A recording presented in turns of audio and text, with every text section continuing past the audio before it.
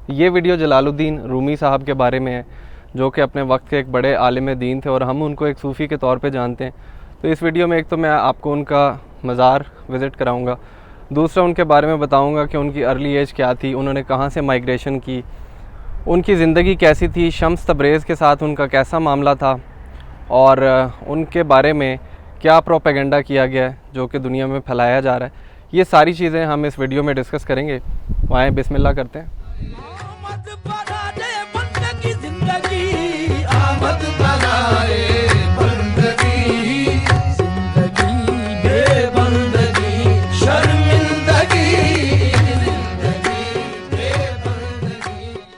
मैं रूमी साहब के मज़ार पे जा रहा हूँ और मैं मज़ार के पीछे वाली गली में ही एक होटल पर रुका हुआ था। इस होटल का नाम है ने होटल ने का क्या मतलब है, इस पे बाद में आते हैं, इसके बारे में मैं तफसील से बात करूँगा। तो इस वीडियो का फॉर्मेट ऐसे रखेंगे कि मैं चलते हुए भी मज़ार की तरफ जाऊँगा, एक छोटा सा वॉकिंग टूर आपको दूँगा और उसके बाद उस कॉम्प्लेक्स में पहुँचने के बाद कुछ बेसिक इंट्रोडक्शन दूँगा आपको रूमी साहब के बारे में और फिर आपको मज़ार अंदर से दिखाऊँगा। उसके बाद अपनी बात को कंटिन्यू करेंगे और फिर तफसील से मैं कुछ चीज़ें आपके साथ डिस्कस करूंगा। और आई वुड सजेस्ट कि आप ये वीडियो पूरी देखें। उसकी वजह ये कि मैंने YouTube पे अभी तक जितनी वीडियोस देखी रूमी साहब के बारे में, कोई अच्छे फॉर्म में प्रेजेंट की हुई ज़्यादा इन्फॉर्मेशन, जामे इन्फॉर्मेशन मुझे नहीं मिली। तो आई रियली वांट कि मैं ये चीज़ आप लोगों तक कन्वे करूँ, एक अच्छे तरीके से इन्फॉर्मेशन कन्वे करूँ जो कि वाकई आपके लिए फ़ायदा मंद साबित हो।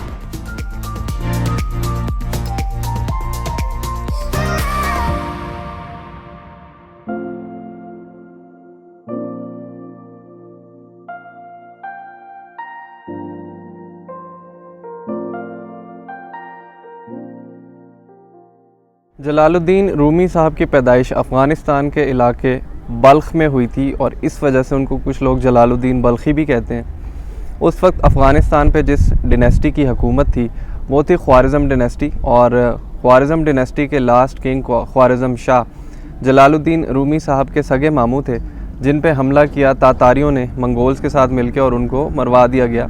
और इस वजह से रूमी साहब को अपने पूरे ख़ानदान के साथ हिजरत करके तुर्की आना पड़ा। माइग्रेशन के दौरान उन्होंने ईरान क्रॉस किया, जिसमें से निशापुर, शिराज़ और किरमान का इलाका आता है, और कहते हैं कि उसके बाद उन्होंने जाके हज किया और सीरिया से होते हुए टर्की की साउथ ईस्टर्न साइड से उन्होंने तुर्की के अंदर एंट्री की, जहाँ पे उर्फ़ा प्रोविंस है, उर्फ़ा सिटी है और मार्दिन सिटी है। वहाँ से तुर्की में एंट्री करने के बाद फाइनली आके वो कोनिया में सेटल हुए।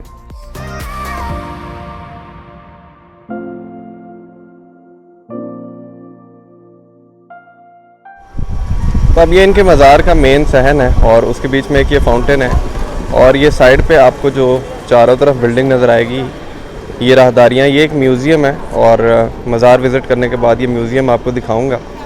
और इसी सहन से आप रूमी साहब के मज़ार की तरफ एंटर होना चाहते हैं तो वो सामने उसकी एंट्रेंस है।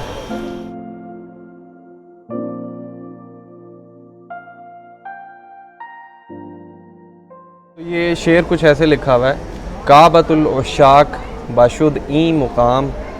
उशाक का मतलब आशिक की जमा, आशिक का प्लूरल। तो काबतुल उशाक बाशुद ई मुकाम, ये मुकाम आशिकों का काबा है। हर के नाकिस आमद एंजा शुद्ध तमाम, कि हर नाकिस यहाँ पे आए और अपने आप को कामिल कर जाए।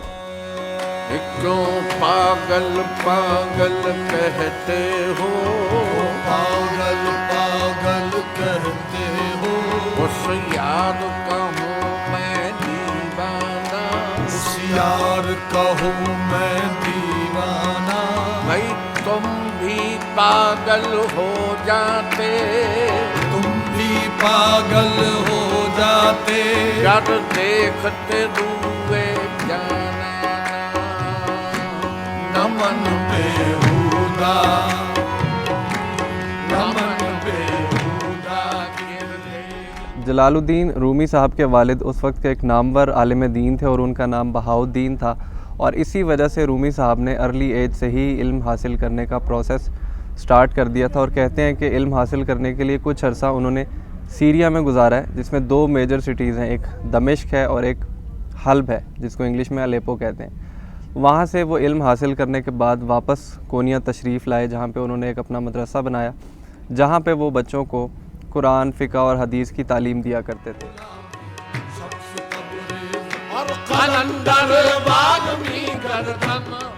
तो मौलाना साहब एक दिन मदरसे में अपने बच्चों को पढ़ा रहे थे सहन में बैठ के, और सहन में एक बड़ा तालाब भी था। तो इतने में एंट्री होती है शम्स तबरेज़ साहब की, जो कि फटे पुराने कपड़े पहन के एक फ़कीर की हालत में होते हैं और जिनको बड़ी हकारत से रूमी साहब निगाह डाल के देखते हैं। तो उस वक्त मौलाना साहब के पास बहुत नायाब किताबें थी जो कि शायद उनकी पूरी ज़िंदगी का हासिल थी। तो शम्स तबरेज़ साहब उनके करीब आए और उन्होंने उनसे पूछा कि ये क्या है। तो रूमी साहब ने बड़ी सख्ती से जवाब दिया कि ये वो है जो तू नहीं जानता। शम्स तबरेज़ साहब ने उनकी किताबें उठा के सारी तालाब में डाल दी, जिस पे रूमी साहब बहुत बरहम हुए और उन्होंने गुस्से से उनकी तरफ देख के उनको गुस्से की आवाज़ से बोला कि ये तूने क्या किया। तो शम्स तबरेज़ साहब ने अपना हाथ तालाब में डाला और वो किताबें सारी निकाली, तो वो सारी की सारी खुश्क थी, जिस पे रूमी साहब ने बहुत हैरान होकर पूछा कि ये क्या है। उस पे शम्स तबरेज़ साहब ने उनको जवाब दिया कि ये वो है जो तू नहीं जानता। तो ये वो पहला इंस्टेंस था जहाँ पे रूमी साहब की और शम्स तबरेज़ साहब की मुलाकात हुई, और इस वाक़े से ही शायद रूमी साहब को अंदाज़ा हो गया कि आने वाले वक्त में उनके रूहानी पेशवा और उनके मेंटोर शम्स तबरेज़ साहब बनने वाले हैं। उसके बाद हमें ये बताया गया कि उन्होंने कुछ अरसा साथ गुजारा, जिसमें शम्स तबरेज़ साहब ने रूमी साहब को तसव्वुफ़ का इल्म दिया। इसमें भी दो रिवायतें आती हैं कि कितना टाइम उन्होंने साथ गुजारा। एक रिवायत के मुताबिक उन्होंने 40 दिन साथ गुजारे, और दूसरी रिवायत यह है कि 3 साल उन्होंने साथ गुजारे। इसमें थोड़ी सी एम्बिग्विटी है, लेकिन जैसे शम्स तबरेज़ साहब का उनकी ज़िंदगी में आना एक मिस्ट्री था, वैसे ही उनका जाना भी एक मिस्ट्री है। तो ये पीछे बिल्डिंग है जहाँ पे एक किचन का म्यूज़ियम बनाया गया कि उस वक्त पे किचन इस जगह पे कैसे हुआ करते थे, वो देखते हैं। आ जाए।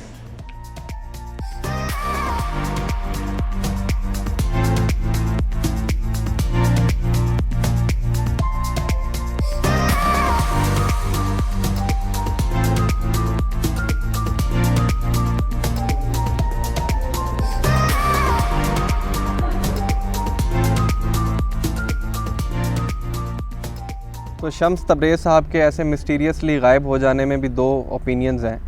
पहला ये कि शम्स तबरेज़ साहब चले गए थे वहाँ से सीरिया की तरफ, और दूसरा ओपिनियन ये है कि मौलाना रूमी साहब के बेटे ने out of jealousy Shams Tabrez साहब को कत्ल कर दिया था, क्योंकि वो सारा वक्त उनको दे रहे थे और उनकी तवज्जो बच्चों की तरफ और फैमिली की तरफ नहीं थी, तो शायद उन्होंने जेलसी में आके उनको कत्ल कर दिया था। अब शम्स तबरेज़ साहब दुनिया में किस जगह दफन है, उनका कहाँ पे मज़ार है, ये किसी को नहीं पता।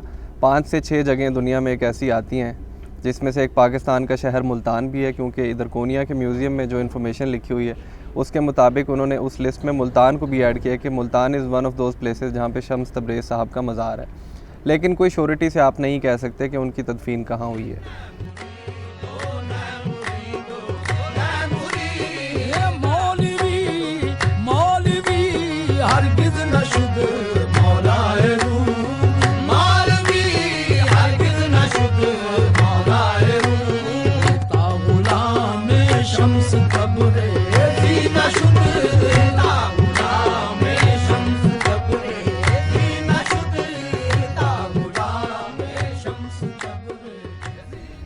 तो जितना हम मौलाना रूमी साहब के बारे में कुछ जानते हैं, उसमें सबसे ज़्यादा कंट्रीब्यूशन उनकी लाइफ में शम्स तबरेज़ साहब की है, क्योंकि शम्स तबरेज़ के आने से पहले मौलाना साहब एक बहुत कन्वेंशनल लाइफस्टाइल गुजार रहे थे।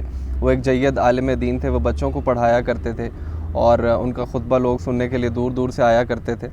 लेकिन जब शम्स तबरेज़ साहब ने उनकी ज़िंदगी में एंट्री की और वो चले गए, उसके बाद रूमी साहब की शख्सियत बिल्कुल बदल गई। उन्होंने तसव्वुफ़ का रास्ता इख्तियार कर लिया और उन तमाम चीज़ों को तर्क कर दिया जो वो पहले किया करते थे, और उसके बाद ही रूमी साहब ने शायरी भी करना शुरू की। तो मौलाना साहब का ही आपको एक शेर सुनाता हूँ, जिससे आपको अंदाज़ा हो जाएगा उनकी पहले की और बाद की ज़िंदगी में कितना फ़र्क था।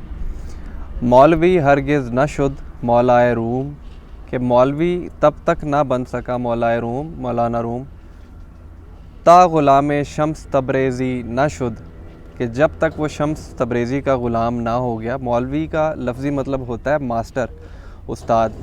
तो मौलवी तो वो पहले भी थे, बच्चों को वो पहले भी पढ़ाते थे, लेकिन इस बात का मतलब ये है कि सही मानों में उस्ताद या मुअल्लिम नहीं बन सके मौलाना रूम जब तक वो शम्स तब्रेज़ी के ग़ुलाम नहीं होंगे।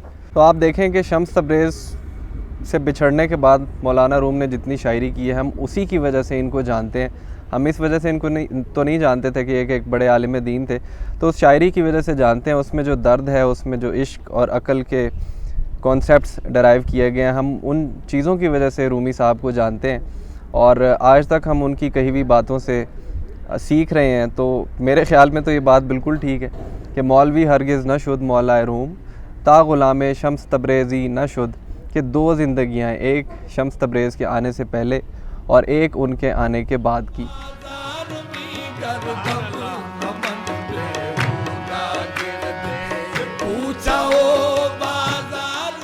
अगर आपने अल्लामा इकबाल साहब को पढ़ा है तो आपको एक चीज़ बड़ी प्रोमिनेंट इकबाल साहब की शायरी में नज़र आएगी, वो ये कि अक़ल और इश्क के दरमियान कंपैरिज़न मल्टीपल टाइम्स इकबाल साहब ने की है और ये चीज़ उन्होंने सरेआम कबूल की है कि उन्होंने ये कॉन्सेप्ट्स रूमी साहब की शायरी से या रूमी साहब की फ़िलासफ़ी से ही डराइव किए हैं। तो अल्लामा इकबाल साहब ख़ुद बहुत बड़े फ़ैन थे मौलाना रूमी साहब के और उन्होंने अपने आप को ख़ुद से एक लक़ब दिया हुआ था, मुरीद हिंदी। वो अपने आप को मुरीद हिंदी कहते थे कि हिंदुस्तान के ख़ित्ते से एक ऐसा मुरीद है रूमी साहब का जिसको कोई मैच नहीं कर सकता। तो ये उन्होंने अपने आप को ख़ुद दिया हुआ था लक़ब और वो अपना स्पिरिचुअल मेंटोर रूमी साहब को मानते थे। और अल्लामा इकबाल के जो बेटे हैं जावेद इकबाल साहब, उन्होंने भी अपनी एक किताब लिखी जिसमें कुछ मेटाफिज़िकल इंसिडेंट्स का जिक्र किया उन्होंने इकबाल साहब के और रूमी साहब के। वो मानना ना मानना आपकी चॉइस है, लेकिन ये कि अल्लामा इकबाल साहब की जो रूमी से अक़ीदत थी उसको एक्नॉलेज किया टर्किश गवर्नमेंट ने और एक ऑनररी कब्र उन्होंने इसी कॉम्प्लेक्स के अंदर अल्लामा इकबाल साहब की भी बनाई, जो कि मेरे लिए या आपके लिए बीइंग अ पाकिस्तानी एक बहुत बड़ा ऑनर है कि अल्लामा इकबाल हमारे नेशनल पोइट हैं और उनको यहाँ पे इन्होंने इस इज़्ज़त से नवाजा कि उनकी एक अलामती कब्र बनाई है इसी कॉम्प्लेक्स के अंदर। तो वहाँ पे रेनोवेशन चल रही है, अभी वहाँ पे जाना पॉसिबल नहीं है, वरना इसी वीडियो में मैं आपको जाके दिखा देता। तो फ़िलहाल मैं एक पिक्चर लगा रहा हूँ, ये इसमें इन्होंने बड़ी डिटेल से मेंशन किया कि Allama Iqbal national poet of Pakistan और ये रूमी साहब के मुरीद हैं, तो इस वजह से उनकी एक अलामती कब्र बना के उन्होंने ये ऑनर दिया है उनको।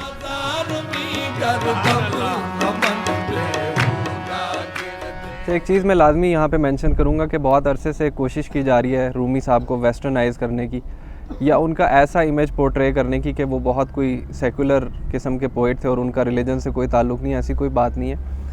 गूगल पे आपको बेतहाशा इंग्लिश में ट्रांसलेट हुए हुए उनके कोट्स मिलते हैं जो कि हम लोग अक्सर अपनी पिक्चर्स के डिस्क्रिप्शन में भी यूज़ कर लेते हैं। लेकिन कैसा लगेगा आपको ये जान के कि अगर मैं आपको बताऊं कि 90% ट्रांसलेशंस गलत ट्रांसलेट हुई हैं और वो एक प्रोपेगेंडा किया गया है, क्योंकि कोलमैन बाक्स नाम का एक आदमी है जिसको फ़ारसी नहीं आती और उसकी कोई फॉर्मल क्वालिफ़िकेशन नहीं है कि वो फ़ारसी से इंग्लिश में कोई चीज़ ट्रांसलेट कर सके, लेकिन 30 साल के अरसे में उसने 12 से ज़्यादा रूमी साहब की फ़ारसी में लिखी गई शायरी को ट्रांसलेट किया है। 12 से ज़्यादा किताबें लिखी हैं इंग्लिश में और अब तो वो मिलियनेयर हो चुका है। सारी ज़िंदगी उसने इसी चीज़ से कमाई की है और सोने पे सुहागा यूनिवर्सिटी ऑफ तेहरान ने अब उनको एक ऑनररी डॉक्टरेट भी दे दी है।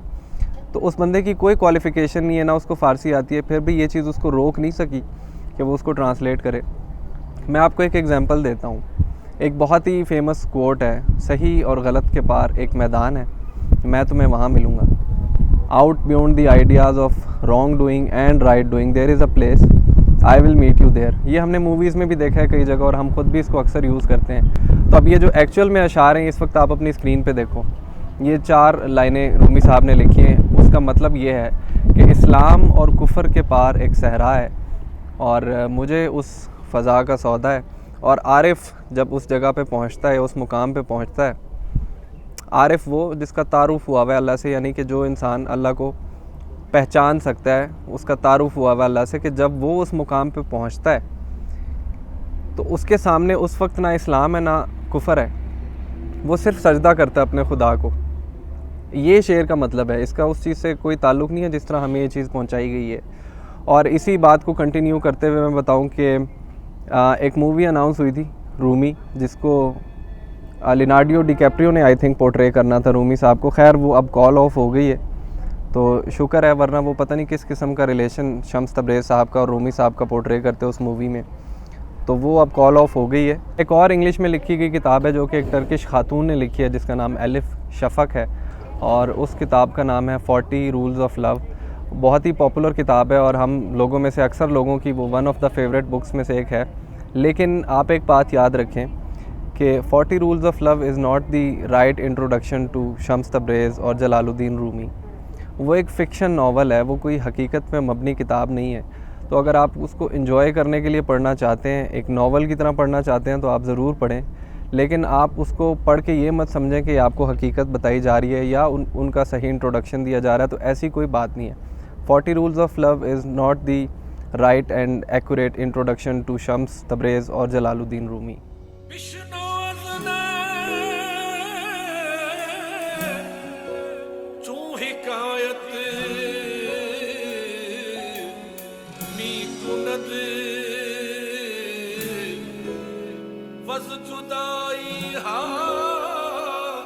शिकायत मी कुनत।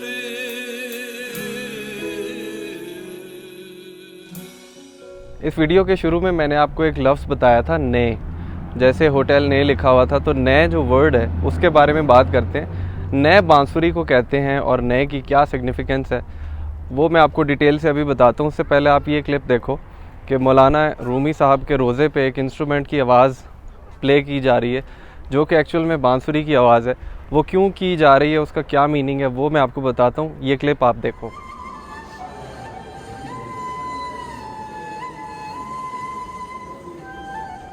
तो नए बांसुरी को कहते हैं और बांसुरी की आवाज़ आपने देखा कि रूमी साहब के रोज़े पे प्ले की जा रही है। उसकी वजह ये है कि बांसुरी को एक मेटाफॉर बना के हम लोगों को बहुत सारी चीज़ें इस्तेमाल करके शायरी में हम लोगों को समझाई हैं रूमी साहब ने। और उनका एक शेर आपको सुनाता हूँ मसनवी का।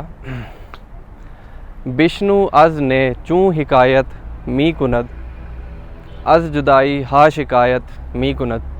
बिश्नु का मतलब होता है समात, यानी कि सुनना। बिश्नु अज़ ने चूँ हिकायत मी कुनद, कि सुनो इस बांसुरी की हिकायत या इस बांसुरी की दास्तान। अज़ जुदाई हा शिकायत मी कुनद, कि ये अपनी जुदाई की शिकायतें बयान करती हुई हमें सुनाई दे रही है। बांसुरी एक इंस्ट्रूमेंट है जिसमें कोई भी इंसान उसमें फूंक मारता है तो उसमें से एक म्यूज़िक निकलता है। तो हर इंसान उसको बजाने वाला अलग तरह का साज उसमें से निकाल लेता है। ये तो इंसानों की हिकायत बयान करते हुए नज़र आ रही है, लेकिन दर हकीकत आप इस चीज़ पर गौर करें तो आपको पता चलेगा कि ये असल में अपनी जुदाई की शिकायतें बयान कर रही है।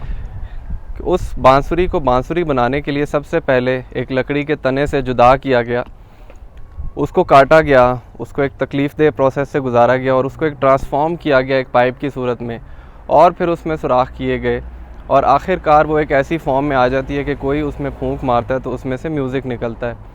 तो ये दर हकीकत अपनी जुदाई की शिकायतें बयान कर रही है। तो बांसुरी को एक मेटाफॉर बना के हमें एक चीज़ समझाई गई है कि इंसान भी बांसुरी की तरह ही है, कि उसको भी अपने सोर्स से जुदा किया गया और उसकी भी तराश खराश का सिलसिला मौत तक जारी रहता है।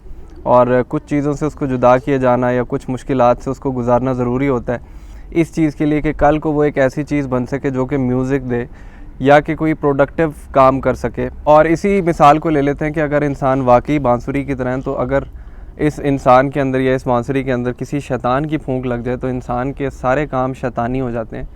और अगर इसी इंसान के अंदर अल्लाह ताला की रहमानी फूंक लग जाए तो उसके सारे काम रहमानी हो जाते हैं। तो ये एक मेटाफॉर है, बांसुरी एक मेटाफॉर बना के मल्टीपल टाइम्स मल्टीपल मीनिंग्स में रूमी साहब ने यूज़ किया है ताकि वो हम लोगों को कुछ चीज़ें समझा सकें। तो ये मसनवी में बहुत प्रोमिनेंट एक वर्ड है जो बार बार यूज़ हुआ है। इसी वजह से इसको सिम्बलाइज़ करने के लिए रूमी साहब के रोज़े पे बांसुरी की आवाज़ प्ले की जाती है, क्योंकि उन्होंने इस टर्म को बहुत ज़्यादा दफ़ा इस्तेमाल किया। और आप कभी कोनी आएँ, कभी टर्की आएँ, तो आपको ये लफ्ज़ जगह जगह देखने को मिलेगा।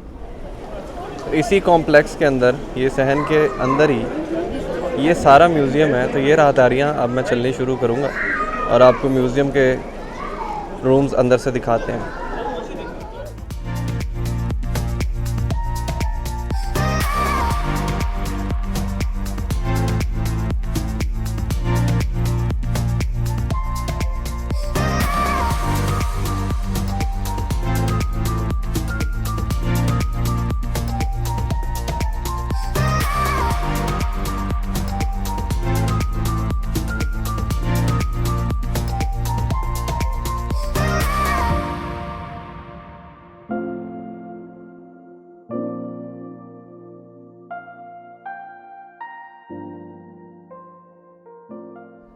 तो जलालुद्दीन रूमी साहब को रूमी क्यों कहा जाता है कि वो अफ़गानिस्तान से हिजरत करके इस इलाके में आ गए थे और यहाँ पे रोमन एम्पायर की हुकूमत थी।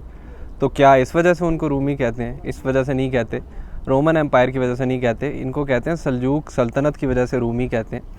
कि सल्तनत उस्मानिया से पहले जो एक प्रोमिनेंट हुकूमत मुसलमानों की थी वो सल्जूक सल्तनत की थी, और उसी सल्तनत ने एनातोलिया का एक मेजर पोर्शन फ़तह कर लिया था। और रूमी साहब के वक्त में सल्जूक सल्तनत का कैपिटल कोनिया हुआ करता था और सल्जूक सल्तनत को सल्तनत रूम कहा जाता था। इस वजह से मौलाना जलालुद्दीन रूमी साहब को रूमी कहा जाता है। रूमी साहब का आपको यहाँ पे कुछ शायरी सुनाता हूँ। न मन बेहुदा कि मैं बेहुदा नहीं हूँ, न मन बेहुदा गिरदे कूचाओ बाज़ार मी गर्दम, कि मैं बेहुदा नहीं हूँ जो बाज़ार और कूचे के चक्कर लगा रहा हूँ, गर्दिश कर रहा हूँ। मज़ाक़ आशिकी दारम, कि मैं आशिकी जो कि एक मज़ाक है उसकी सूली चढ़ चुका हूँ। पे दीदार मी गर्दम, कि मैं बस अपने महबूब के दीदार के लिए इधर उधर भटकता रहता हूँ। न मन बेहुदा गिरदे कूचाओ बाज़ार मी गर्दम, मज़ाक़ आशिकी दारम पे दीदार मी गर्दम।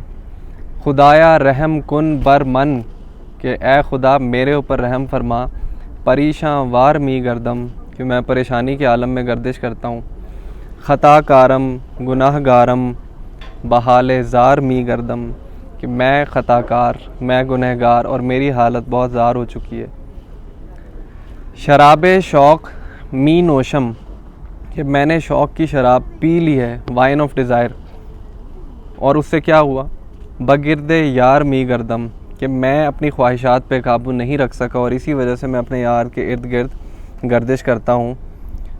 सुखन मस्ताना मी गोयम, कि मैं जो लफ्ज़ बोलता हूँ या जो मेरी ज़ुबान है उससे मैं बहुत मस्ताना लगता हूँ।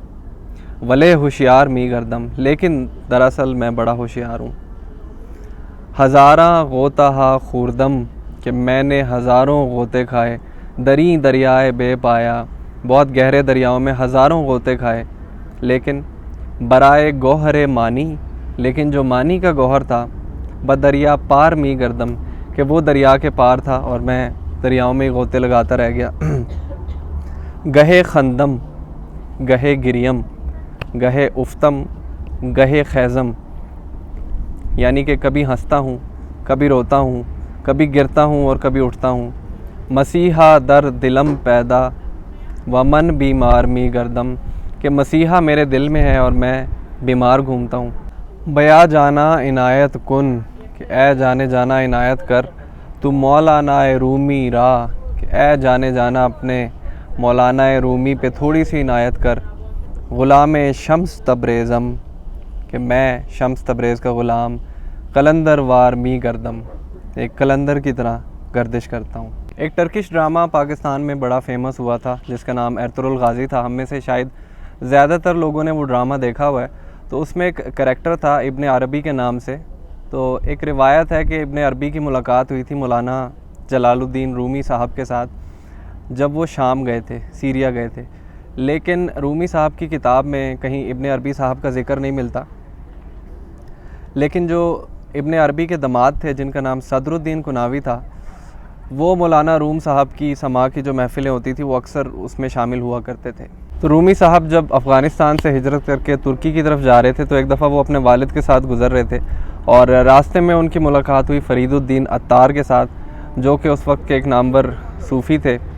उन्होंने जब बाप बेटा को दूर से आते हुए देखा तो उन्होंने एक जुमला बोला, there comes an ocean along with the sea, कि उन्होंने दूर से ही देख के रूमी साहब को पहचान लिया। वो एक नज़रशनास इंसान थे कि आने वाले वक्त में रूमी साहब का क्या मुकाम होने वाला है और उनकी क्या कंट्रीब्यूशन होगी दुनिया में। हालांकि उनके वालिद साहब उस वक्त एक नामवर आलिम दीन थे और लोग उनको जानते थे और उनकी इज़्ज़त किया करते थे, फिर भी उन्होंने उनके वालिद को सी का दर्जा दिया और रूमी साहब को ओशन कहा। तो रूमी साहब जब कोई शायरी किया करते थे तो वो उसको ख़ुद नहीं लिखा करते थे, वो एक वज़ की कैफियत में आके जब कोई चीज़ कहा करते थे। तो उनके एक खादिम थे जिनका नाम हसामुद्दीन छलबी था। तो वो ऐसे इंसान थे जिन्होंने अपने आप को वक्फ़ कर दिया था इसी चीज़ के लिए। वो इनकी खिदमत में मामूर थे और जैसे ही रूमी साहब कुछ कहा करते थे तो हसामुद्दीन साहब उसको लिख लिया करते थे। तो हसामुद्दीन छलबी और रूमी साहब के बेटे, ये वो दो लोग हैं जिन्होंने उनकी शायरी को पेन डाउन किया और उन्हीं की काविशों की वजह से आज उनकी शायरी हम तक एक प्रिजर्व्ड फॉर्म में पहुंची। जलालुद्दीन रूमी साहब ने बहुत किताबें लिखी, जिसमें से सबसे फेमस उनकी किताब है मसनवी मौलाना रूम, और उसकी पॉपुलैरिटी का अंदाज़ा आप इस चीज़ से लगा सकते हैं कि वो किताब अभी तक 18 ज़ुबानों में ट्रांसलेट हो चुकी है। तो ये उनका मज़ार विज़िट करने के बाद जब आपने एग्ज़िट करना हो तो आप यहाँ से बाहर जाएंगे। रूमी सुखने कुफ्र न गुफ्तस्त न गोयद। एक वीडियो में एक बोनस शामिल हो गया है। मैं मज़ार से निकल के बाज़ार की तरफ जा रहा था, लेकिन यहाँ पे एक छोटा सा कॉन्सर्ट हो रहा है मज़ार के बाहर, वो आपको दिखाता हूँ।